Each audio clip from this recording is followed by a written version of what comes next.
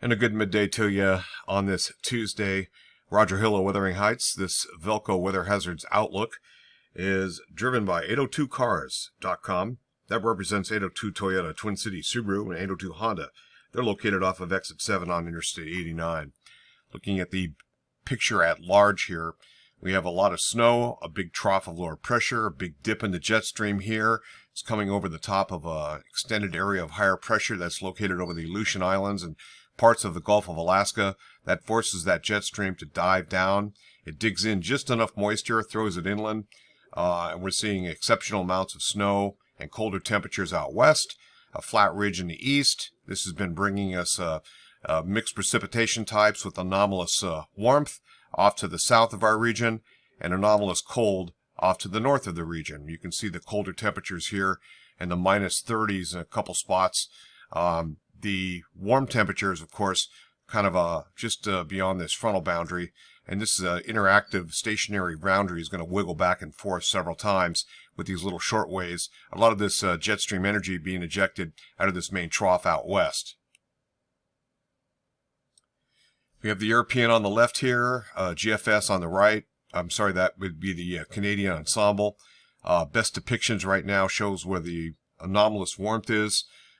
Temperatures are around 20-25 degrees above normal in this particular area. Back over here, much colder than normal. We're seeing those temperatures anywhere from minus 23 to minus 29.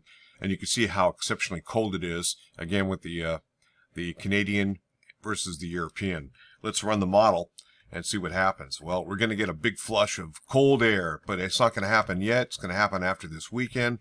So we're into the day Thursday night, Friday morning. That would be Saturday morning.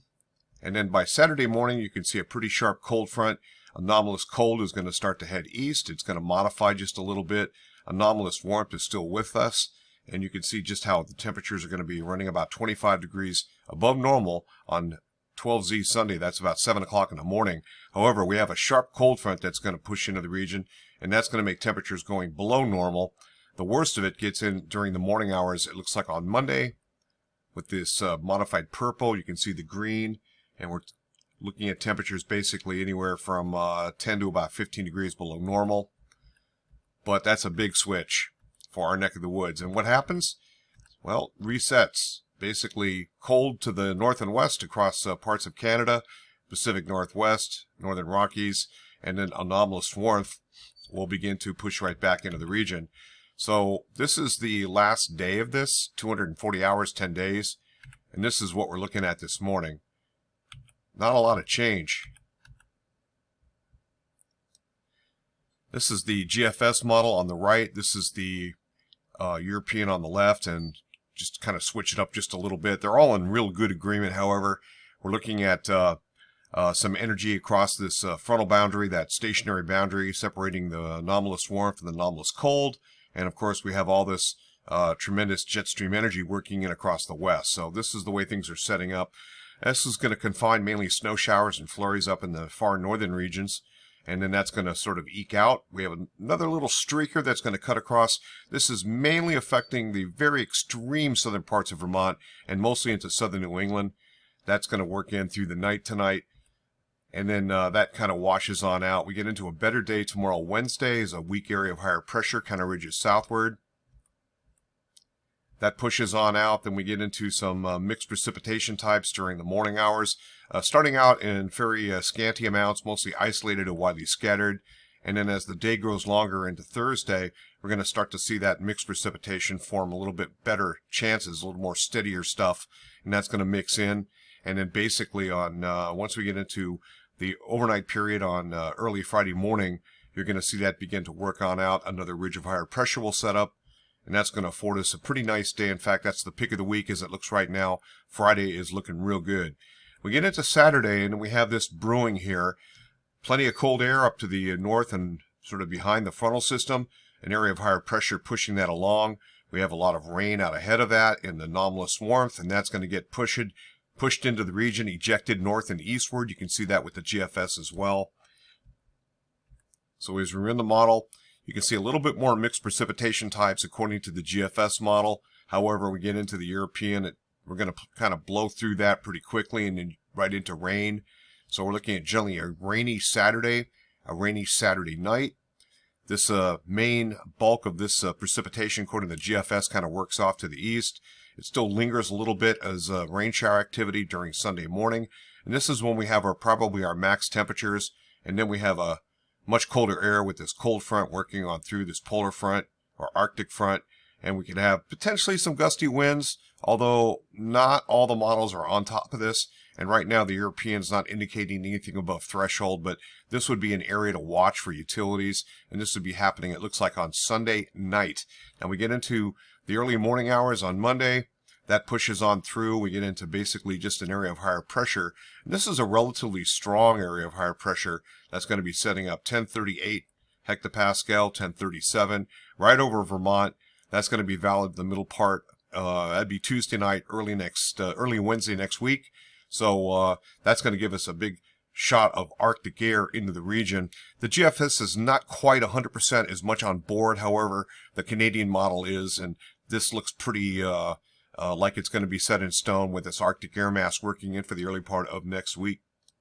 Looking at the Jeff's plumes, the GFS Canadian ensemble, centered on Montpelier, Vermont, you can see a lot of noise, a lot of white noise, basically, just a little minuscule amounts of precipitation, kind of hard to decipher. We get into this weekend, that's going to be the main event. That's what we can see here. Now, total amounts of QPF are really not that exciting. We're talking really 6 to 7/10 of an inch. The latest model run has been kind of hanging on maybe a much more significant event over this coming weekend. This is going to be an area we'll have to watch. I think this is going to be, as far as utilities go, utilities should monitor what's going to be going on this coming weekend. Up through that point, it's gravy. Nothing worried about. And precipitation-wise, what you can see is the west coast is getting it all. A lot of that is now spread inland. Some of the drier areas in the interior Pacific Northwest and interior west, not seeing quite as much. Some of that is leaped over now. We're getting a little bit of an inflow, but the main storm track is to our south, and we're seeing about half an inch here in the green colors. That's 1/4 of an inch, and that's 1 inch amounts. That's total 7-day QPF. Here's another way to look at it. The climate reanalyzer this morning showing you where the anomalous warmth is up through the eastern seaboard, anomalous cold, western Canada, down into the Pacific Northwest and California. And this is how it's looking for the MOS temperatures, the next 5-day high temperatures.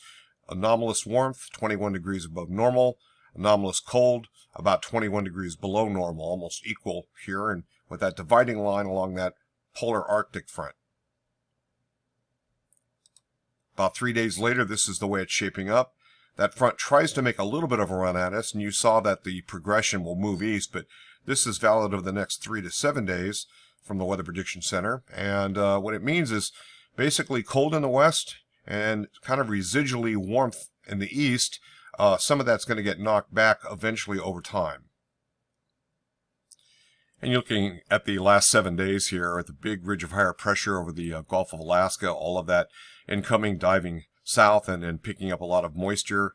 A little quick atmospheric river here. You can see these areas of low pressure rolling southward along the British Columbia coast into the Pacific Northwest, California. And the atmospheric river will set up right there in the early part of the period. And then for us, we're seeing just material ejected, the jet stream very strong, occasionally getting it together, but no big storms until you get off the coast. That's it from here, Roger Hill, Wuthering Heights. Thanks for watching.